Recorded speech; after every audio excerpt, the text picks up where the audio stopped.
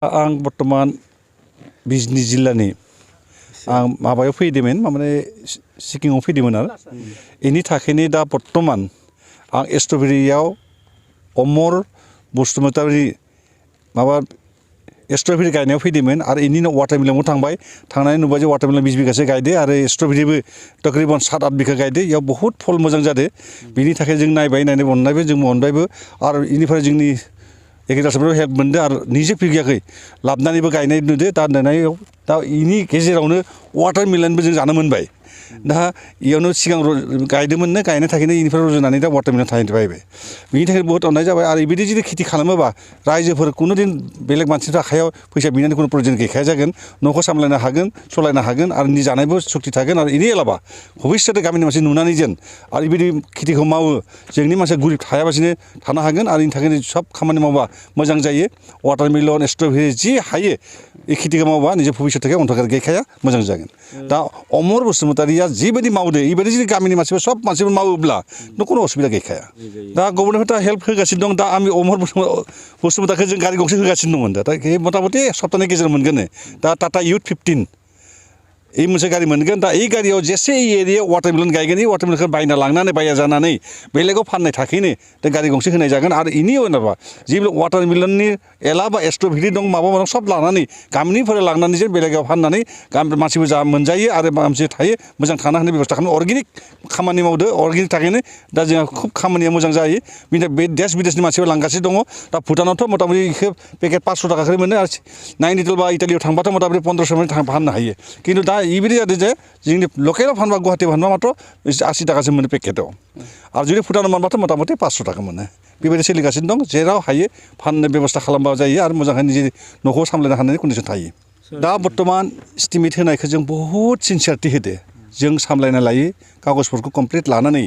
जे मोनब्रै जिल्ला दा मोनबा जाबाय दा मा होननानै समान जुदि चिरांखौ जों 20टा होदोबा जों क'क्राझार 20टा होदो बाक्साबो 20टा उदालगुरियाव 20टा होदो राननानै सब मानसिबो खामानि मावनो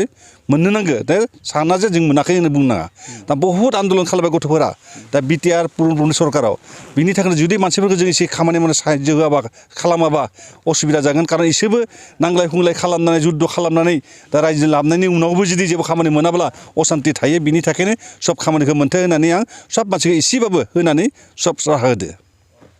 आं सिगाङावनो बरायग्रोयो गासैबो बे निउसखौ नायग्राफोरखौहाय आङो दिनैहाय जेनाखि बिटिसिनि जेनाखि इएम फैनाय आं बेखौ बिराद मोजां मोनदों मानो होनना बुङोब्ला केटिकफोरखौ मोनसे इनकारेजिं खालामना होनाय बिदि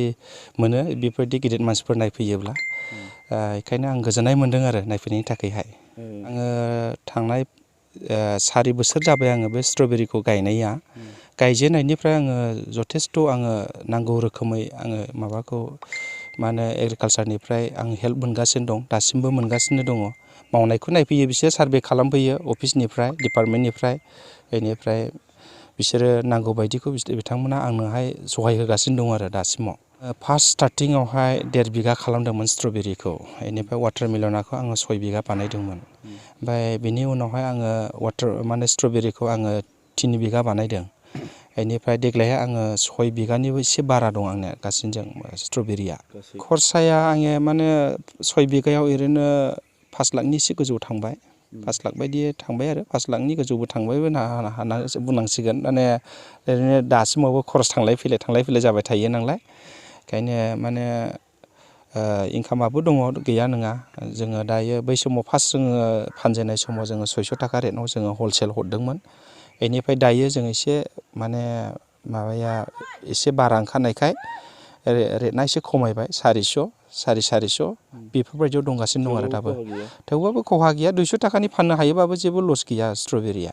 खेथियाखौथ' आङो खालामनो सानगासिनो दङ आङो माने आङो ड्रागन एसे जों गायनो नायगासिनो दङ आं बेखौहाय रेडि खालामबाय बेनिफ्राय वाटारमेलन गायनो नायगासिनो दङ नैबेवहायबो रेडि खालामगासिनो दङ बेनिफ्राय आङो भेनिला एसे गायदों बेयावबो 1 बोसोर जाबाय भेनिला गायनाया दा फ्रुइट्स मोनथ'वाखै फिथाइ मोनथ'वाखै खेथि मावनानैनो आङो न'खरखौ सालायगासिनो दं आंनाव गुबुन खुनु बिजनेस गैया दा आङो खेथिजोंनो आङो बेबायदिनो न'खरखौ सालायगासिनो दङ दा जथेस्थ' बेबायदिनो खेथिजोंनो आङो दिनैहाय मोजां परिबेसाव फैगासिनो दं आरो आथिखालाव माखासे मानसिफ्रा माने मावनो बानायबो दङ दंनायालाय खेथिनि सायावहाय ओरैनो एसे मावालासिनो एकदमबारे बायदि रोखोमै बुंनानै बेबायदिनो मोनगोन मोना बेखौ सासपेक्ट खालामो खिन्थु जोङो मावनानै जुदि खस्थ' खालामोब्ला जोङो बिनि फिथाइखौ मोनथारो आरो ओंखायनो जायानाखि माने मावनो गोसो गैया बिसोरखौथ' जों जेबो बुंनोबो हाया खिन्थु जायानाखि मावनो गोसो बिसोरो मावोब्ला बिनि फिथाइखौ मोनखागोन आरो वान टाइम नोङो मावबायब्ला नोङो बे खेथिखौ नोङो मावबाय थानो गोसो जाखागोन आरो गभर्नमेन्टनिफ्रायबो नोङो हेल्प मोनगोन खिन्थु मावालासिनो नोङो खनसेनो गभर्नमेन्टनिफ्राय हेल्प लुबैदोंब्ला बे जानाय नङा आरो नोङो निजे नोंनो मावग्रोनांगोन नोंनो एक्सपिरियेन्स लानांग्रोनांगोन होमब्लासो गभर्नमेन्टनि माखासे मानसिफ्राबो दिनै बेबायदिनो हेल्प होनो थाखाय आवगायबोयो